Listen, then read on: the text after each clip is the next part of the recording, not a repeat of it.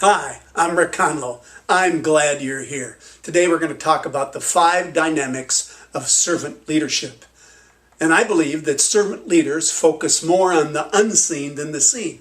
Now, the seen deals, of course, with all the tangible aspects of the business, from the building to the products to the displays to the marketing to the equipment and phones and computers and all that stuff. That's important, no doubt about it. And that also includes profit and sales reports and intelligence reports and those kinds of things. The unseen deals with people. It's what's inside them. It's their heart.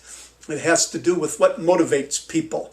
And their dreams, their hopes, their goals, their desires, their challenges, their problems, anxieties and fears and doubts, all of that, because that's often what separates people from high performance. See, servant leadership is about creating high performance in people, and everybody wants that. But servant leaders seem to have the inside track because they deal with people first and not all that other stuff first. Focus on the team. See, real leadership is about the team, not the title. And people have incredible potential. Like this person, Cy Perrells, 91 years old. He bench pressed 187 pounds. Wow, at that age. How old are you? Can you bench press that much? Well, I can't right now. And you know what? It's incredible. It's not about that, though. It's about what's inside people. And we have to be able to find that to reach new levels of performance. And that's what organizations are grappling with. Because they don't do that, employee engagement is at all-time highs, or disengagement is all-time highs of 85% worldwide. So we're leaving a lot of potential and high-performance potential on the table. Well, look at Dara Torres, too. Olympic champion, 12 times Olympic champion over a 20-year period of time, 4 golds, 4 silver, 4 bronze in swimming. Wow. And you know what? She won her last few after having a baby around the 40 years old. Think about that. People can do incredible things if we're able to inspire them, okay, to reach what's possible, maybe even the impossible. Now, Simon Sinek has a great tool called the Golden Circle, and I like it because it talks about a business, the why, the what, and the how. The why is the purpose, the what is the products, the how is the plan, and most companies focus on the what and the how more. And that's all good. It says when you have a purpose, people tend to do better. But, you know, there's one other ingredient you have to pay attention to that I think it's missing. And it's not uncommon for the people denominator to be missing in business. Yes, you got to have people, you know, hire them at these different jobs and put them in their place and give them a job description, parameters of what to do. I'm not saying you don't do that, but it's like they're just a cog in the wheel, a pawn. That's how they feel. That's how they're treated, you know. I'm sure it's happened to you, or at least people in your network, family and friends, where they got laid off. Even though they're doing a good job, they got laid off because the company wanted to make more money in a business downturn. Or they were going a new direction, right? Well, that's not treating people with the highest regard. It's not treating them respectfully as key ingredients in an organization to be successful. People need to be partners. And I believe people, the who, should be another W on that golden circle. It's about the who, because people determine whether a business succeeds or not, and how well they perform. Now, servant leaders have 7 signature traits. And these really are the subject of another video training, but I wanted you to see them because they separate them from others. Notice integrity, vision, inspiration, competence, heart. When did you last see a manager with heart? Not too many. Or humility, or those who would lead by example. See, servant leaders, I believe, are superstar leaders in a sense, because they're able to get great results when others can't, because they modeled the way. They not only tell you what to do, actually, they do steps before that. They get you involved in what to do. They get your input into what to do, your buy-in, your commitment, because they talk to you. They communicate to you. They listen to you. They have conversations. They build a positive relationship. See, leadership isn't about influence, as some management gurus think. It's about positive influence. If it isn't positive influence, you're influencing people to do negative things. And we want positive influence. How do you get that? 5 key servant leader behaviors besides those signature traits, which we'll dig into another time. So here they are. Caring. You want the best for people. Commitment. You have their back. Communicate. You're going to talk to them. You know, most CEOs never get out in the factory. Seldom get out and talk to customers. Seldom talk to the employees at the different locations. And it's not just about CEOs. It can be department managers or VPs as well. They're just not engaged with the team. See, leadership engagement creates employee engagement, and that takes communication. And then there's got to be a consistency so anybody can go out in the plant once and talk to them. Early on in my career, I worked for an organization that owned 6 businesses, and I was VP of customer satisfaction and experience and training. And so we needed to improve it. My boss said, Rick, if the numbers go up, you have a job. If they go down, you're out of here. That's what he told me. And, you know, I had read a book by Tom Peters and Bob Waterman, Search of Excellence. You may remember that. And he talked about how leaders who tend to do the best would get involved with their teams. They'd go talk to them. They'd engage with them. They'd be visible around them. They'd treat them like real people and have conversations and build positive relationships. And so I started doing that in those businesses. I'd go in the back door and talk to the mechanics or the people in the service area or the office, and I just made that a priority wherever I went to the different locations, and I would hold meetings in their areas, not pull them all into an office somewhere. And lo and behold, great relationships were built, and we won 48 quality awards for our clients. Awesome. Consistency about how you treat people, regardless of their position. And then there's character. Now, the other 4 help define what character is, but character then defines the leader. So I'm going to give you the details on each of these. So caring is leading by example, one of the things. So you treat people with respect and dignity. Okay? You give them praise and recognition. Genuine now. You don't make this up. You listen. You take their input and feedback and you use it. You just don't do it because you did an employee engagement survey. You do it because you believe in it. You value what they have to say. And then you have positive communication with empathy. That means you try to understand their point of view and their challenges and remove the roadblocks. I just talked to a manager, Jim, 40 plus years with an organization and a variety of teams that he led, and he said one of the things he'd do is he'd go talk to people and get their input and use it and value it, and the more he did that, the more they performed better.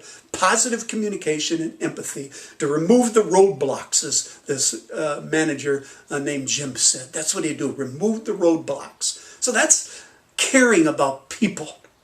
So part of the conversations is not just about work, but about what else is going on in their life. Another manager I knew of, he'd always come in the business and he'd walk around and talk to people, and he wouldn't talk business. He'd only talk about how they did in the weekend, where they went fishing or camping or on vacation, or someone was ill and how are they doing and anything he can do to help. And he'd always do that, and business would only come up when they would do it. Well, you know what? He got the real scoop about the problems because he cared about people. That's what we're talking about here.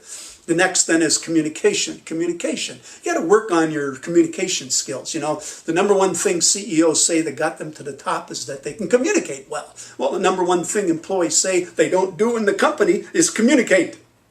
Wow. So you got to be able to admit mistakes and apologize for mistakes. Include good taste and humor, share a compelling vision or for your department, where you're going, what you're trying to accomplish, talk about meetings, in doing those well, on time. How many meetings you go to, whether it's online or in person, and it's supposed to be 30 minutes and it goes to, 70 minutes. And they just go over, and then they just beat you up because you aren't getting the things, as opposed to listening and getting people engaged and talking to you. And that's what I'm talking about. And then coaching. Coaching is one of the key skills that differentiate servant leaders from others. Why? Because it's coaching in a group where you listen and you facilitate and you get people involved and they participate and they want to do well because of that, and they're part of what happens. Things just don't come top down and squash them what has to be done. They're part of what needs to be done to serve the customer well, or to produce a quality product. So, and then it's also coaching one-on-one, where you talk to individual about their issues and their challenges and their performance, and giving genuine praise and constructive criticism. You want to help them win. See, a manager wins when the team wins. A manager wins when each employee wins. That's what I'm talking about here. And then it's commitment. In other words, you just don't do these things once in a while when you go to a seminar. It's who you are as a person. You do the right thing, which is to treat people with respect and dignity and care. Doesn't mean you don't have tough conversations about the performance. You know, you can be genuine, but at the same time have a backbone of iron in terms of the expectations and goals. However, people buy into those expectations and goals based on how you communicate with them and how you follow up on agreements, and you do what you ask others to do, and you have genuine passion for your work. You're not making it up. You just don't have a rah-rah meeting and say, hey, let's go do it, and then you go out and play golf. No, you go work with them and go see customers, or in the shop, or in the plant, and you roll up your sleeves and help. Now, you don't micromanage, okay, but you help people do their jobs and take away those roadblocks and solve problems to help make their jobs easier. So in all of that, you keep an open mind, because you don't have all the answers. The team has all the answers, or the customer has the answers, and you find those out at a rate that others never do, and it helps you and your team perform better. And then it's, of course, consistency. Your values and behavior match. You don't do one thing and do another. Under pressure, problems often determine the success of a leader, of how well they handle them. Do they keep their cool? Okay? Do they still listen, or do they blame and criticize and attack, as we see some leaders do in the political arena nowadays? That doesn't inspire confidence. That doesn't build trust. It drives people away eventually. And then you do your best. You keep learning as a leader.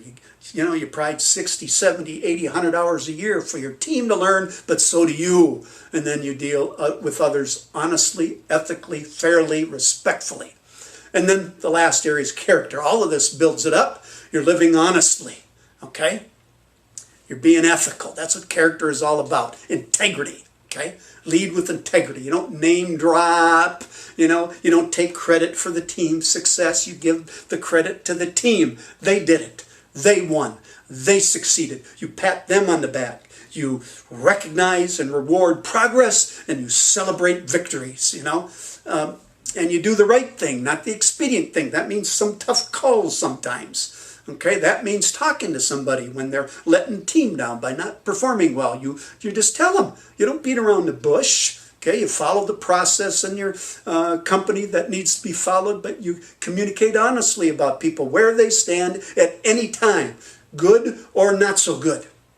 So all of this is integrity. That's what we're talking about. The 5 dynamics of servant leadership separates the best leaders, servant leaders, from the rest. Now remember, why do we do this? Well, first of all, it's the right thing to do. And it's who we are as people. It has to come from the heart. It goes back to one of those characteristics. It's real, it's genuine. Okay? It's not fake news. It's real news. It's honest news. It's genuine news. How you show up and want to help people win, because people have incredible potential. Most people don't know that. There's all kinds of research out there that says people only use a certain percentage of potential. Some say 10%. It doesn't matter. The thing of it is, most people think they're performing better than they are. Most people can perform significantly better than they are. Look at David Stevens, superstar, as I call him. Look at that, he's playing baseball. There he is. What do you notice about him? Well, certainly his legs are shorter. He was born that way. And the Minnesota Twins every year used to do a tryout camp where they invite people in the tryout for the big leagues. I went to a couple of those in my career. Made it back a second day once. Never got a contract. But David went to one of those. And he's batting and he's running. He did the 60-yard dash on his hands. Wow. And Twins officials finally went up to him and said, David, were confused. Why are you here? See, they're typing them, they're pigeonholing them, they're putting them in a category. And David looked at his watch and said, well, I said to myself this morning, I don't have to be to work till 2:30, so why not try out? Wow! Look at that potential there, okay? And they were ignoring it and what a person's do. Now, he went on to be a sportscaster in his career. Awesome! People have incredible potential, and how we worked with them, as I described, with the 5 dynamics of servant leadership. You tap that potential. Not just you. You kind of maybe help open the door, but then you help the employees realize that themselves. And then they perform incredibly, higher than expected, better than expected, beyond what people thought was possible often, because they want to, not because they're told to, or they have to. See, leaders, words are of value, certainly. Your voice tone, how you communicate is important, but your actions speak the truth. You model the way. And that's what we're talking about here, aren't we? Servant leaders know that people think they are performing better than they are, as I said. Most can perform significantly better than they are. And that's where you come in as a leader. And research shows here, in a variety of forces, that servant leaders perform better than others. Wow! And you know what? This is a tough one. If you don't want to serve people, if your ego is more important, if your goals are more important than team goals, not that you discount your goals as a certain leader, but you focus on the team goal and help them do theirs, and then yours can be accomplished. So if serving is below you, leadership is beyond you. But I tell you, if you go after people power, you can do incredible things. Here are some of the organizations we work with. I thank you for coming. Look for our book. If you like this, check it below. Give us a thumbs up. Write a comment. Take advantage of some of the resources down there. And I have this dream that soars on golden wings. I visualize your achievements and your legacy that sings. I do not know all about your awesome goals or your persistent efforts to raise the bar. I only know that you can be the best, a superstar. Thanks for coming.